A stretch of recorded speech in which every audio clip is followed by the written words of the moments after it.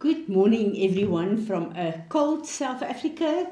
We in the Free State have quite harsh winters, and this year is mild up to now, but we know that the harsh temperatures are on its way. And to me, it's always such a comfort to know the word of our God is faithful and true. He said that seasons will always be with us on earth. So every season have wonderful memories that happen in our lives, and this is just part of our lives.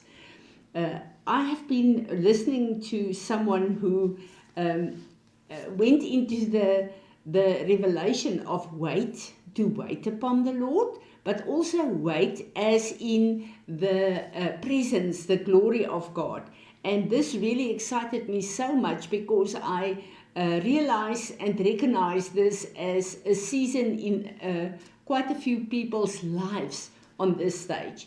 The past couple of weeks, a number of people spoke to me about their relationship with the Lord, and they all have the same testimony, saying that it feels to me that nothing is happening when I am in the presence of the Lord. It feels like there's no weight when I enter His presence. I worship and I do everything I do usually, but I feel it's just like a ritual and I don't feel the connection with God. I do not know what's wrong in my life. Please pray with me. And many times when people come with the same problem, I know this is something that is happening in the body of Christ. And I realized a lot of these times when we feel a bit disconnected and when we feel you do not feel the presence or the emotions when you worship Him, you just feel you are doing all the moves, but it's empty. There's nothing that feel I am connecting with my God. And when this happens to all of us from time to time, but when this start to get a extended period, it feels like that I miss something, that I sin. Is there something that separates me from God? And it's always a good thing to make sure that there are not hidden sin in our lives and that we live a life of repentance and that we bear the fruit of repentance when we repent on something. But when we look at the word of the Lord, we see patterns in scripture, and especially with David and with the prophets, where they had to wait extended times on the Lord. Psalm 27 verse 14 says, "Wait on the Lord, be of good courage, and He shall strengthen thine heart.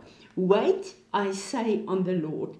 Now, when we look at David, he know that there were times where he really had to wait on the Lord. If we think of him being anointed by Samuel, and he had to wait so many years, I think it's 30 years until he reigned as king in Jerusalem. So he knew the pattern of waiting on the Lord. Isaiah 40 verse 30 says, "But they who wait on the Lord shall renew their strength. They shall mount up with wings like eagles. They shall run and not be weary. They shall walk and they shall," So this is such a well-known scripture for us. And we had a lot of teachings about this, and know that the wait on the Lord is not a passive waiting, but you seek the face of the Lord, and you enter in His presence daily as you usually do that. But there's a waiting period. And it's so good for us to know that the waiting period is not as we feel empty sometimes. But when we look at Romans 5 verse 3 and 4, this describes what happens with us when we wait, when we are in these seasons of waiting. Not only that, but we rejoice in our sufferings, knowing that suffering produces endurance, and endurance produces character, and character produces hope. it is so important for us to go to a new level of growth, a new level of maturing in the Lord. And this is the places when we faithfully and steadfastly wait on the Lord.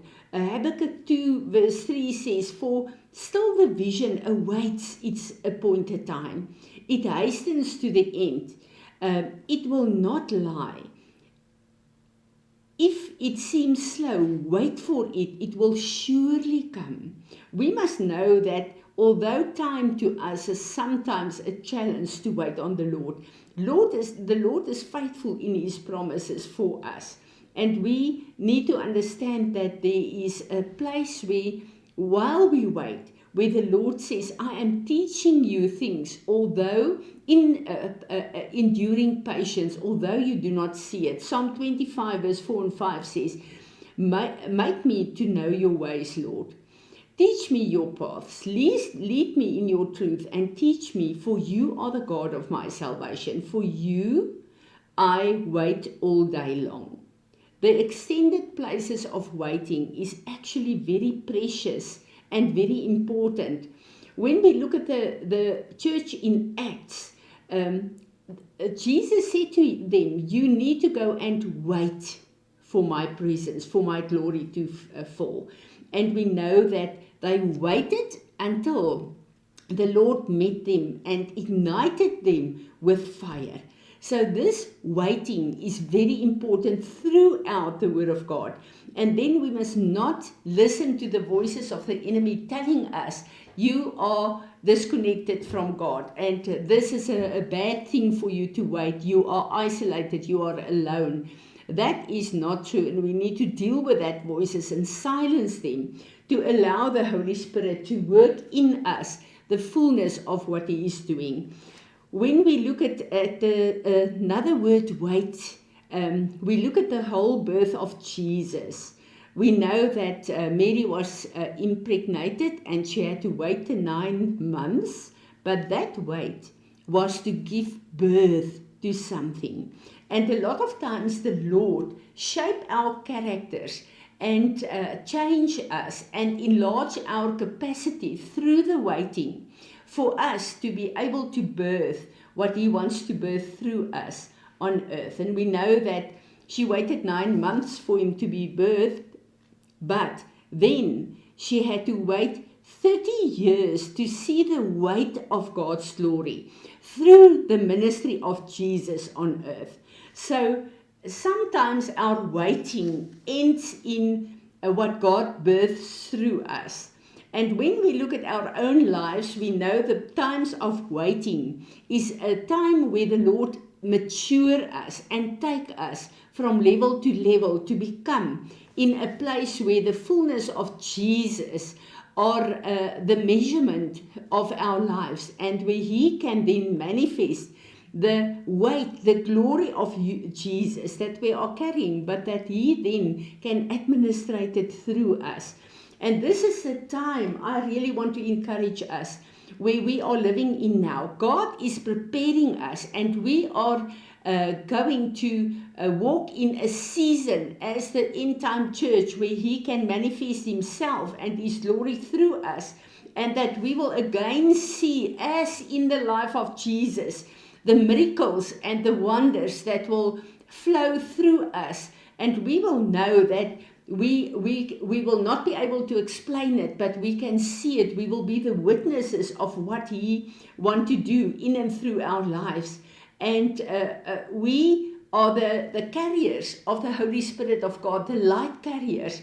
And when you look at the life of Charles Finney, when he was on trains, people just started to call out to God. People wanted healing, they wanted salvation. Because Charles Finney was in a place in his life where the weight of God's glory in and through his life started to minister to people without him really trying to do that. And when we look at, we are in a season where we look at all the the films that Hollywood released years ago. When we look at what is that film's name, where there were more robots on Earth than people, and we look at what Elon Musk is saying, within 10 years there will be so many robots on Earth. When we look at a lot of things where Hollywood actually prophesied demonic things to us, and we thought this is far-fetched, but now we are starting to see certain things.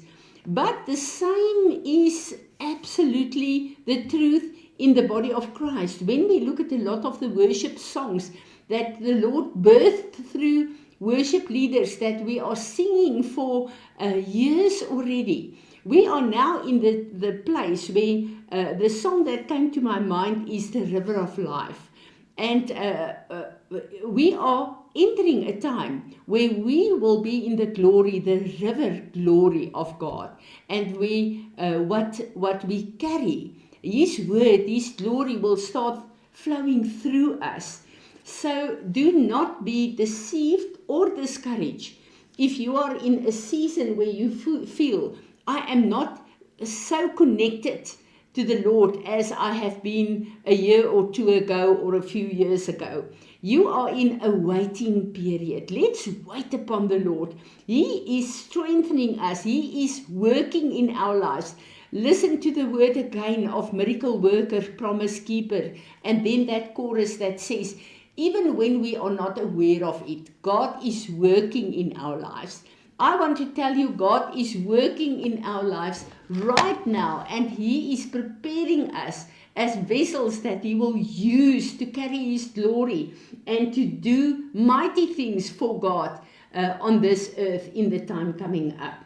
Father God, we are so blessed to know that You are not only our Creator, You are our Savior, Lord Jesus. You brought us back to the house of our Father, and that we are ambassadors, representatives of You on this earth, Lord. And we pray that You will work in our lives in the way that is necessary, Lord, to be a vessel for You, to show Your glory to the world. Lord Jesus, thank You that we can honor You on this place.